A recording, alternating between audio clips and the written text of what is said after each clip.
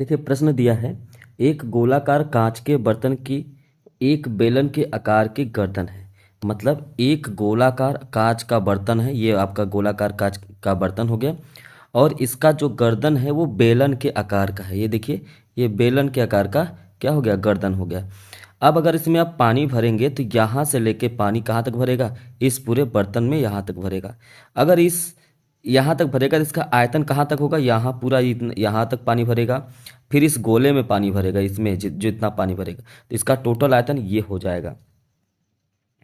जहाँ पर कहा जा रहा है कि जिसकी लंबाई 7 सेंटीमीटर, किसकी, इस बेलन की, मतलब इसकी यहाँ से यहाँ तक जो ऊंचाई है वो 7 सेंटीमीटर है।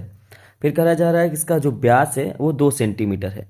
मतलब यहाँ से लेके यहाँ तक ये क्या है, 2 सेंटीमीटर इसका व्यास है।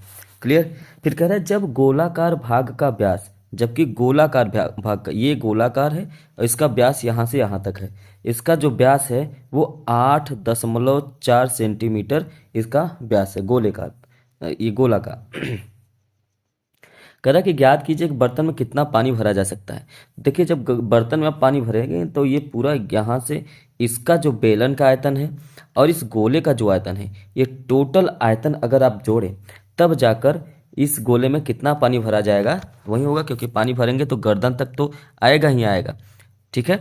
तो अगर थोड़ा सा और अच्छे से समझना है कि ये गर्दन तक कैसे आएगा, तो यहाँ पर देखिए इस तरीके से आप समझ, अगर हम इसको यहाँ से इतना इरेज कर दें, अब देखिए आपको देखने में समझ में आ जाएगा कि यहाँ पर, हाँ ये अब बिल्कुल सही है ना। अब चाहे तो ये यहाँ से इतना और इरेज कर दीजिए।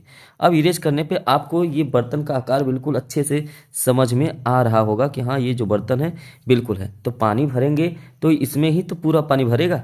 तो यहाँ पर आप ध्यान से देखेंगे तो पानी, ये जो बर्तन है, बर्तन का आयतन जितना ही होगा उतना ही इसमें पानी होगा।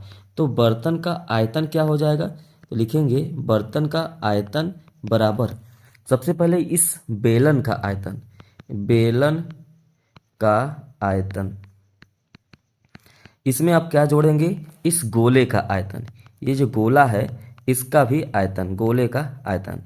तो इतना ही तो पानी भरा जाएगा। तो अब आपको पता है कि यहाँ पर ये जो 2 सेंटीमीटर है ये है आपका व्यास। मतलब ये जो इसका जो R1 ये हो जाएगा और इसका जो त्रिज्या होगा ये R2, ये मान लीजिए। ठीक है। तो R1 बराबर कितना हो जाएगा, तो आप कहेंगे 2 का आधा 1 हो जाएगा। और यहाँ पर R2 बराबर क्या हो जाएगा, जो गोले की त्रिज्या है R2 से मानते हैं, और वो कितना हो जाएगा, तो आप कहेंगे 8.4 का आधा कर दीजिए तो त्रिज्या पता चल जाएगा। तो 8.4 का आधा करेंगे तो 4.2 सेंटीमीटर आ जाएगा। ठीक है। तो यहाँ पर आपको ये भी पता है बेलन की ऊंचाई कितनी होगी, तो कहेंगे h बराबर 7 सेंटीमीटर। तो यहाँ पर आपको पता है कि बेलन का आयतन क्या होता है, तो आप कहेंगे पाई आर स्क्वायर होता है, तो पाई R1 का स्क्वायर h हो जाएगा, प्लस गोले का आयतन क्या होता है, तो कहेंगे 4/3 पाई R2 है, सॉरी पाई R2 है, इसका क्यूब होता है, पाई आर क्यूब होता है। सबसे पहले आप इसका मान रखिए। देखिए जब मान रखेंगे ध्यान से देखिए, सबसे पहले पाई का मान क्या होता है, तो आप कहेंगे कि पाई का मान होता है 22/7 गुणे R1 का मान 1 है तो 1 का स्क्वायर इंटू H का मान कितना है 7 प्लस 4/3 गुणे पाई का मान 22/7 गुणे R2 का मान कितना है 4.2 का होल क्यूब हो जाएगा। यही हो जाएगा। अब आपने मान रख दिया है। अब यहाँ पे इसको क्या करेंगे, 22/7, 1 का मान 1 होगा तो 1 का 7 में गुणा करेंगे तो 7 ही आएगा, गुणे 7 प्लस 4 गुणे 22 गुणे 4.2 गुणे 4.2 गुणे 4.2 बटे में ये हो जाएगा 3 गुणे 7। ठीक है। 7 से 4.2 को काटिए तो ये हो जाएगा 0.6। ठीक है। और यहीं पर अगर आप इस 7 से इसको 7 काट सकते हैं। ठीक है। अब इधर क्या बचा, तो आप कहेंगे कि 22 बचा, प्लस इधर क्या बचा, तो 22 का 4 में गुणा कर देंगे तो 88 हो जाएगा, प्लस सॉरी प्लस नहीं गुणा गुणे।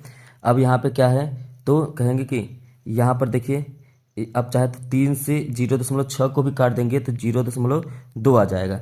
तो कहेंगे कि 88 गुणे 0.2 गुणे 4.2 गुणे 4.2। अब नीचे यहाँ पर तो कुछ भी नहीं बचा है।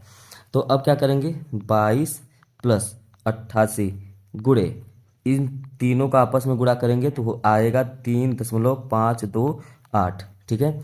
अब इसके बाद 22 प्लस 88 का इसमें गुणा करेंगे तो आएगा 310.464।